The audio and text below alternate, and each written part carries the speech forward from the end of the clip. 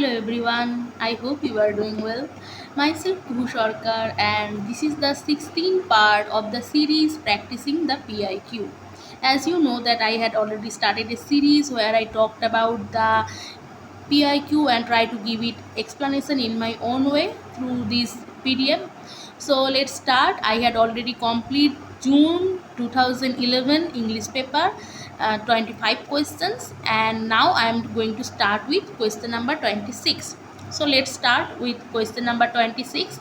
The character Nathan Zuckerman is associated with the fiction of, so he is associated with the fiction of Philip Roth.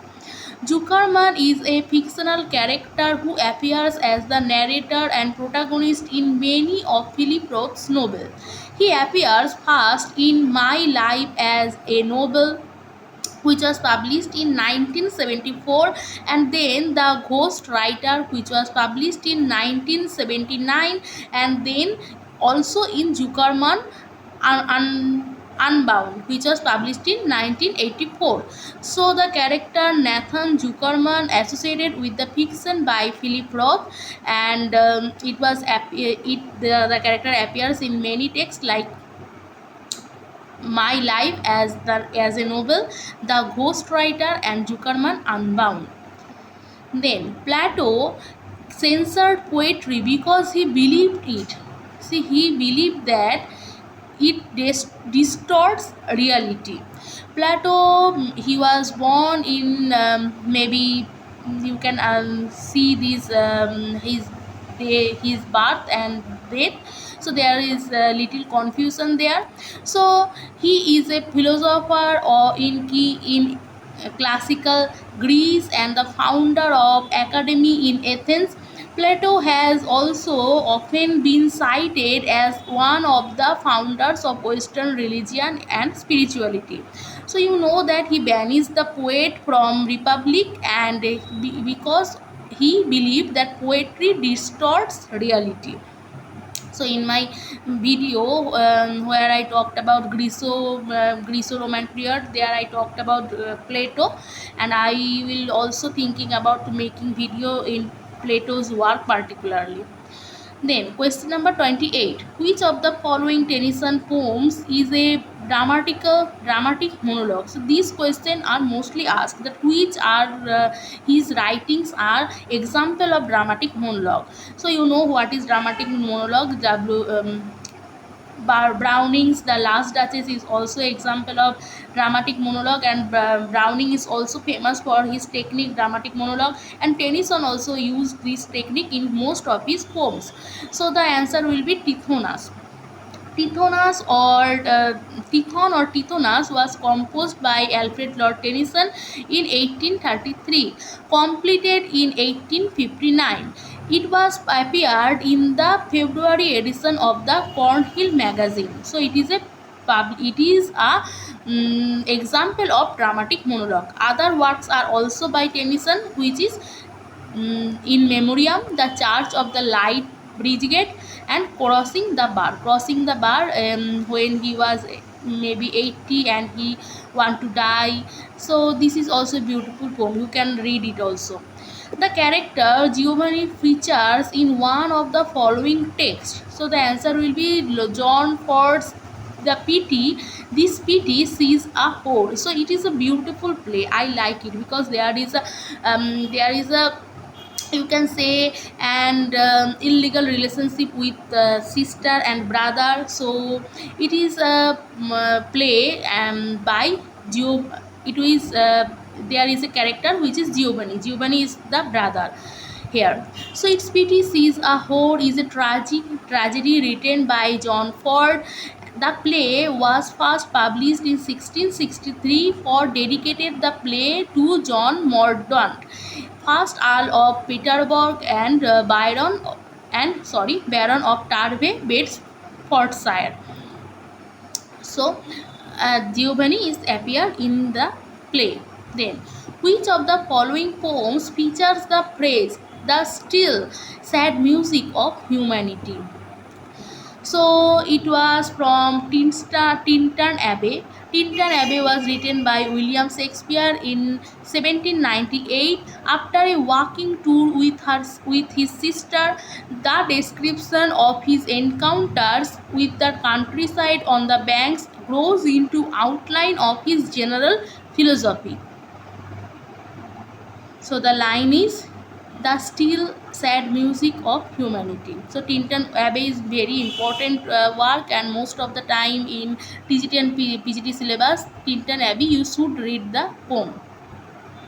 Then Molly Bloom is a character in James Joyce. So it is a character in James Joyce Ulysses. She is the wife of Ulysses. So Molly Bloom is the wife of the So Molly Bloom is the wife or the main character Leopold Bloom in Ulysses, and it is the modernist novel by Iris James Joyce published in 1922. So as you know that Ulysses' wife, the original text, Ulysses' wife is Penelope, and Penelope waited for her husband for 10 years, right? And here is the modern version of Penelope is Molly Bloom, who is not as pure or as innocent like Penelope, and she is the modern woman, and she is having many affairs with others, and she is the modern version of Penelope. Then Eliot uses the term objective correlative in his essay. So it is important question, and it is always asked in GATE exam also. They ask the same question. So it used in Hamlet, right? So objective correlative is the term referring to a symbolic article used to show inexplicable feeling like emotion. The term popularized by Eliot, Hamlet and his problems. The term was first used by Washington Allston about 1840. So T.S. Eliot tried to say that as per T.S. Eliot, he said that Hamlet is a failure because Hamlet don't have the purpose. He is not stick with his purpose, in his purpose, that he have to kill his uncle. But after knowing this truth that his uncle killed his father, he is not strict, he is not strong in his ideal, in his purpose, that he have to murder, he have to kill his uncle. So therefore T.S. Eliot used the term objective correlative, that his action does not have, his actions do not have the correlation with his speech. He tried to say that I want to murder him, I want to kill him, I want to take the revenge, but he never did it in right way, right? He is just rounding about it. So as per T.S. Eliot, that his actions are not going with his emotions. So this is the objective correlative, and here in his essay Hamlet and his problems, he used the term objective correlative, which was first published not by T.S. Eliot but by Washington Allston. Then Sima Seni, there are many questions asked about him. So Sima Seni was awarded Nobel Prize in 1995. Sima Seni was born in 1939 and died in 2013. Was an Irish poet, playwright, and recipient of the 1995 Nobel Prize. So I also made I also made a video over one poem which is Punishment. So you can watch it by Sima Seni. So this is a beautiful poem, and I made it for Bihar side. So he was a Nobel laureate, and he got the Nobel Prize in 1995. Then the next question, the pamphlet on the Irish condition, an address to the Irish people, was composed by, so it was composed by P.B. Shelley. The pamphlet on the Irish condition, and Irish condition and address to the Irish people, and it was composed by P.B. Shelley.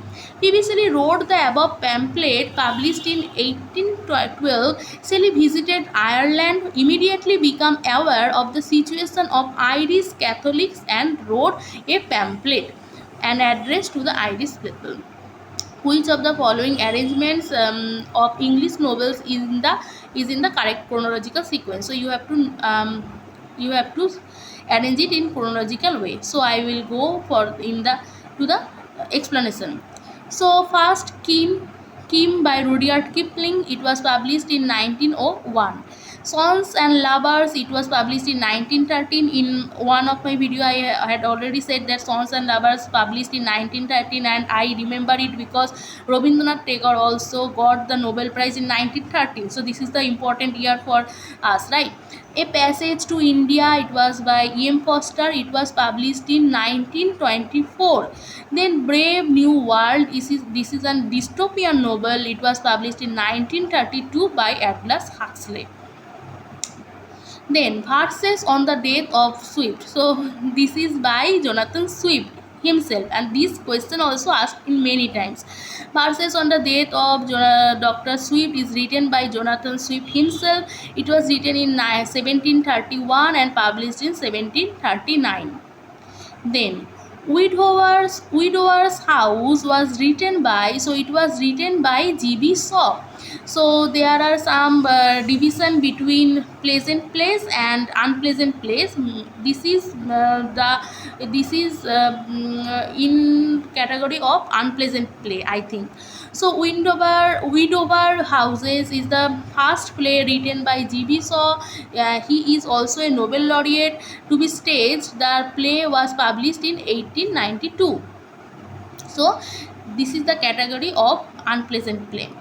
Then who among the following Marxist critic has reconsidered the classical problem of base and superstructure in relation to literature? So the answer will be Raymond Williams. Okay, so in Marxist theory, human society consists of two parts: the base or infrastructure and superstructure.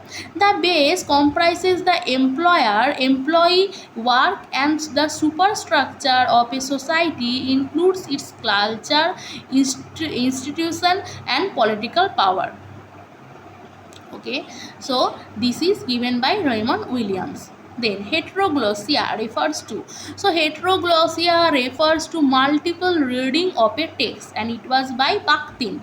I will going to made a video about Bakhtin and Bakhtin's others concept like carnivalesque, heteroglossia and other things.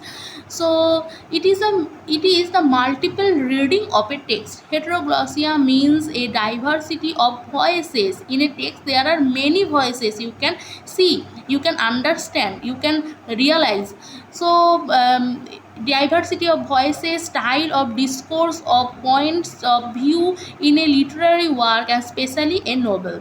Then Margaret Drabble is the author of, she is the author of The Witch of Exmoor. The Witch of Exmoor. Okay, so let's see about the novel. I myself don't know about the novel. So The Witch of Exmoor is a 1997 novel by Margaret Drabble. The novel is a social novel with a focus on exploring the state of post-Thatcher Britain through the Dickensian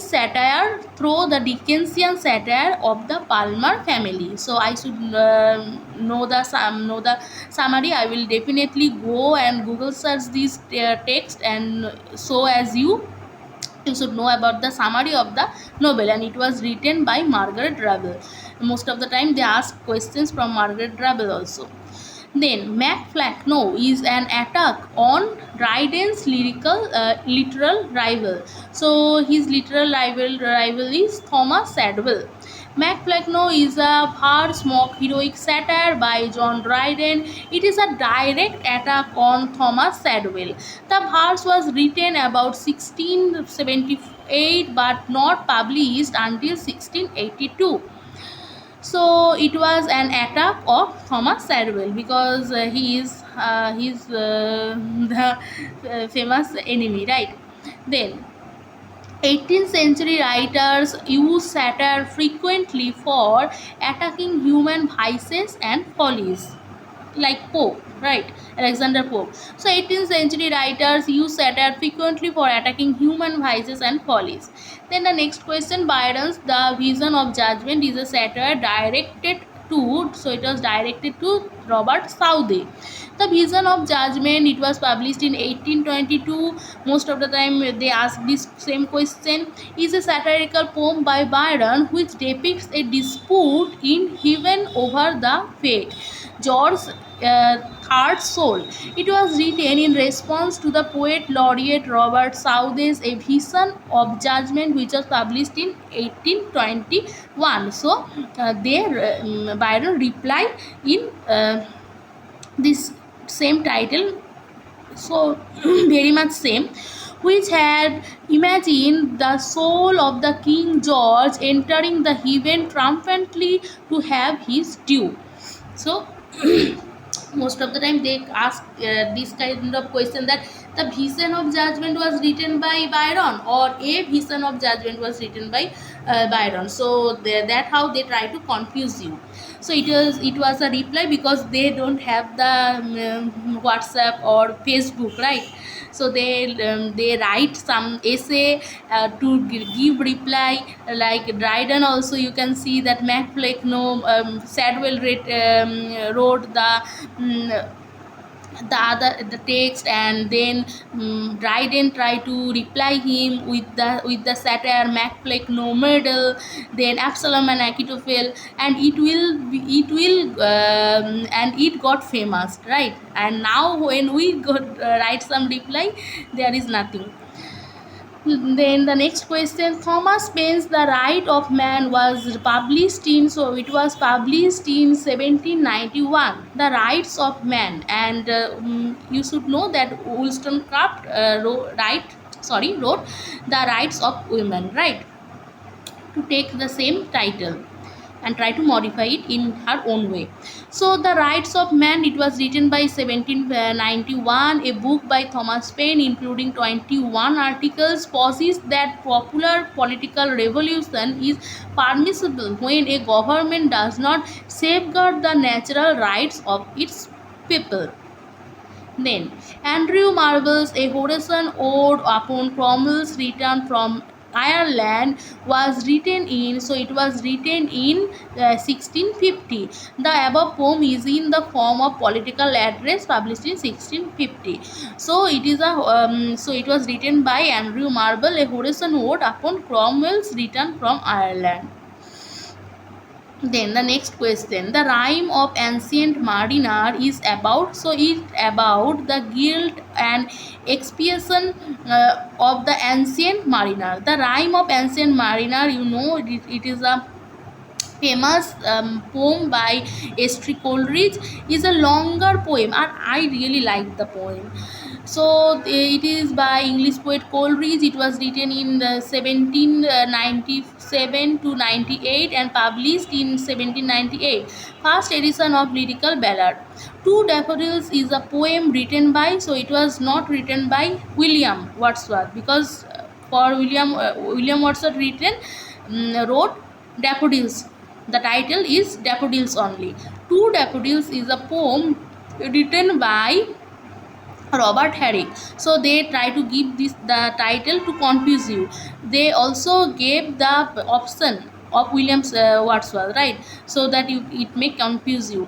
So Robert Herrick, he was born in 1591 and died in 1674. Was a 17th century lyric poet, and he is best known for Hesperides, a book of poems, and Two Daffodils is a short lyric by him. Then, which of the following novels reconstructs the historical event of the Indian Mutiny? And the answer will be The Jewel in the Crown. The siege of Krishnapur what happened, sorry, they given the wrong answer here. So it is the siege of Kisnapur. It is also a Booker Prize winning novel. So which of the following reconstruct Indian mutiny? And it was, one second,